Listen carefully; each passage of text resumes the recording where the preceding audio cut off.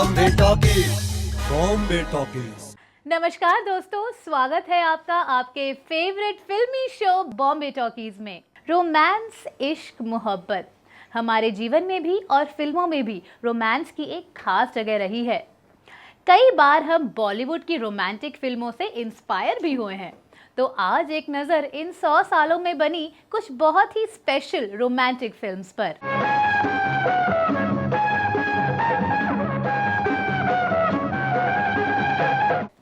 हर निर्देशक के अपने अंदाज में रोमांस को दर्शाया। राज कपूर का रोमांस एक्सटर्नल था, जिसमें भावनाओं के व्यक्त होने का एक बोल्ड अंदाज था, जिसमें एक अपना ही रोमांच है। आवारा राज कपूर ने प्रोड्यूस की और लीडिंग रोल भी निभाया। जज रघुनाथ के किरदार में थे पिता पृथ्वीराज कपूर और उनके बचपन के किरदार में छोटे भाई शशि कपूर। आवारा का प्लॉट काफी ग्रिपिंग और राज कपूर और नरगिस की केमिस्ट्री अविस्मरणीय है।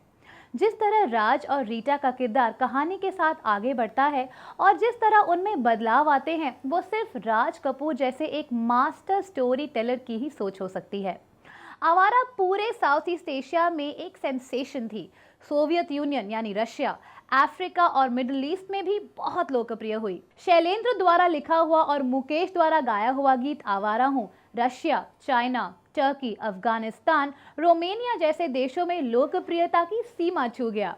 विश्व युद्ध और गरीबी की मार झेल रहे लोगों को एक गरीब हिंदुस्तानी का उत्साह बहुत भा गया। आवारा को 1953 में कांस फिल्म फेस्टिवल में ग्रैंड प्राइज के लिए भी चुना गया था। राज कपूर की इस क्लासिक को पूरी दुनिया की 100 सबसे लोकप्रिय फिल्मों की सूची में गिना जाता है। इंडियन सिनेमा में रोमांस की बात हो तो के आसिफ की मैग्नम ओपस और तब तक की सबसे महंगी हिंदी फिल्म मुगले आजम का जिक्र होना तो लाजमी है। सलीम और अनारकली के किरदारों को पर्दे पर अमर किया दिलीप कुमार और मधुबाला ने, जिनके बीच रिश्तों की दास्तानें तब काफ़ी मशहूर थी। सलीम और अनारकली यानी दिलीप कुमार और मधुबाला के बीच फिल्माए गए सीन्स फिल्म इतिहास के सबसे रोमांटिक सीन्स में से एक है। खासकर वो सीक्वेंस जब सलीम और अनारकली बाग में होते हैं और सलीम अनारकली को एक पंख से सहला रहे होते हैं। फिल्म के म्यूजिक ने भी इस सबसे लोकप्रिय रोमांटिक फिल्म में 4 चांद लगा दिए। म्यूजिक दिया था नौशाद साहब ने और लिरिक्स थे शकील बडायूनी के। लता मंगेशकर का गाया हुआ गीत प्यार किया तो डरना क्या इतने दशकों तक आज भी प्रेमियों की जुबान पर है और आगे भी रहेगा।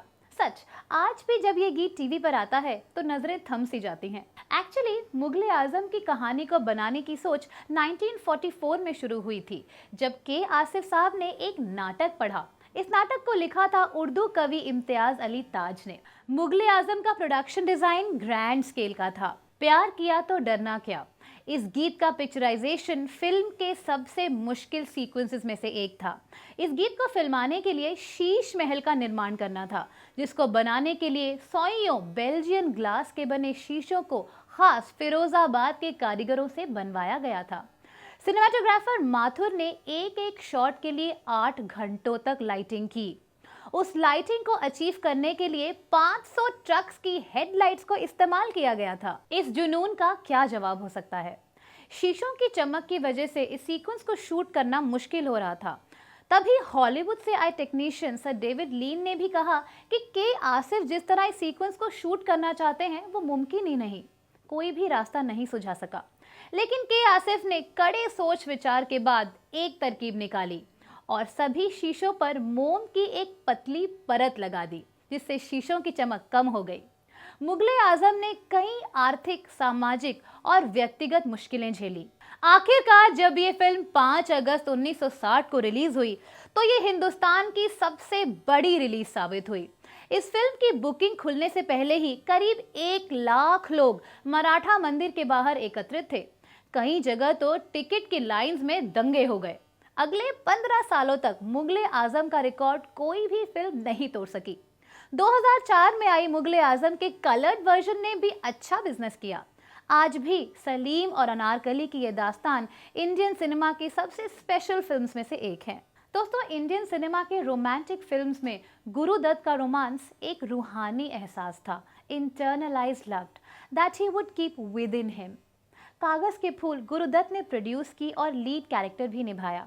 जब 1959 में ये फिल्म रिलीज हुई थी तो एक फ्लॉप फिल्म साबित हुई, पर वक्त के साथ इस फिल्म की महानता को समझा गया और 1980s के दशक में कागज के फूल वर्ल्ड सिनेमा की एक कल्ट क्लासिक फिल्म मानी जाने लगी।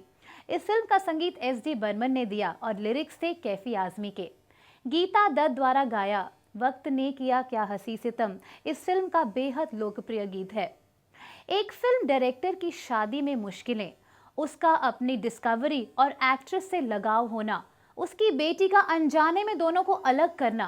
कागज के फूल को गुरुदत्त की आप बीती भी माना जाता है, क्योंकि ये वो वक्त था जब वहीदा रहमान की तरफ अपने झुकाव के चलते पत्नी गीता दत्त से उनके रिश्तों में मुश्किलें आ रही थी। एक मान्यता यह भी है कि कागज के फूल के प्रोटैगनिस्ट सुरेश सिन्हा का किरदार 1940s के फेमस डायरेक्टर ज्ञान मुखर्जी के जीवन पर आधारित है। 1950 के दशक में गुरुदत्त ने ज्ञान मुखर्जी के साथ काम किया था और उनकी कामयाबी और गुमनामी ने गुरुदत्त पर खास असर डाला था। सुरेश सिन्हा की ही तरह जब गुरुदत्त इस दुनिया से गए तो वो बिल्कुल अकेले थे। ये सिर्फ हीरो और हीरोइन के रोमांस का ही नहीं, बल्कि एक निर्देशक और उसकी कहानी के बीच रोमांस की दास्तान है। सिनेमा और निर्देशक के बीच रोमांस की दास्तान है। अगर यश चोपड़ा के रोमांस की बात करें तो उनका रोमांस लैविश और लार्जर देन लाइफ है, पर साथ ही उतना ही रियल भी है। एक कवि की कल्पना की तरह यश चोपड़ा का हर सीन एक पोइट्री है। 1981 में आई सिलसिला में अमिताभ बच्चन और रेखा अपने किरदारों में इतने खूबसूरत पहले कभी नहीं लगे थे। मुख्य किरदारों में थे अमिताभ बच्चन, जया भादुरी, रेखा, संजीव कुमार, कुलभूषण खरबंदा और शशि कपूर। कहा जाता है कि सिलसिला अमिताभ और रेखा के रियल लाइफ रिश्तों पर बेस्ड थी, एक खूबसूरत और लाजवाब लव ट्रायंगल। यश चोपड़ा पहले परवीन बाबी और स्मिता पाटिल को इन किरदारों में कास्ट करने वाले थे, पर अमिताभ बच्चन से बातचीत के बाद जया भादुरी और रेखा को ही इन किरदारों के लिए चुना गया और फिर जो घटा वो जादू से कम नहीं था। सभी किरदारों की केमिस्ट्री आपस में परफेक्ट थी। इससे ज्यादा बेहतर केमिस्ट्री शायद ही मुमकिन हो। रिलीज के वक्त सिलसिला ने बॉक्स ऑफिस पर एवरेज बिजनेस किया, पर आने वाले सालों में लीड एक्टर्स के शानदार अभिनय से सजी ये फिल्म एक कल्ट क्लासिक बन गई। सिलसिला का सदाबहार म्यूजिक दिया था शिव हरि ने, यानी शिव कुमार शर्मा और महान बांसुरी माइस्ट्रो हरिप्रसाद चौरसिया। सिलसिला अमिताभ और रेखा की आखिरी फिल्म है जो उन्होंने साथ में की। अमिताभ और रेखा आज भी हिंदी सिनेमा के सबसे लोकप्रिय रोमांटिक जोड़ियों में से एक हैं। दोस्तों, दिलवाले दुल्हनिया ले जाएंगे एक ऐसी रोमांटिक फिल्म है जिसकी लोकप्रियता ने देश विदेश में सभी रिकॉर्ड्स तोड़ दिए। DDLJ को यश चोपड़ा के सुपुत्र आदित्य चोपड़ा ने डायरेक्ट किया और यूरोप के नज़ारों के बीच राज और सिमरन की प्रेम कहानी ने दिया एक और super hit romantic pair, Shahrukh Khan and Kajol. हर लड़की सिमरन की तरह होना चाहती थी और हर लड़का राज की तरह। यहीं से शाहरुख खान और काजोल के सुपर स्टारडम की शुरुआत हुई, जो आज भी बरकरार है। DDLJ इंडियन सिनेमा की सबसे ज्यादा चलने वाली फिल्म है। इंडियन सिनेमा के रोमांस को हमारा सलाम। दोस्तों, आज का एपिसोड यहीं तक, फिर मिलेंगे अगले एपिसोड में। तब तक के लिए अपना ध्यान रखिए। This is Rupa signing off. नमस्कार।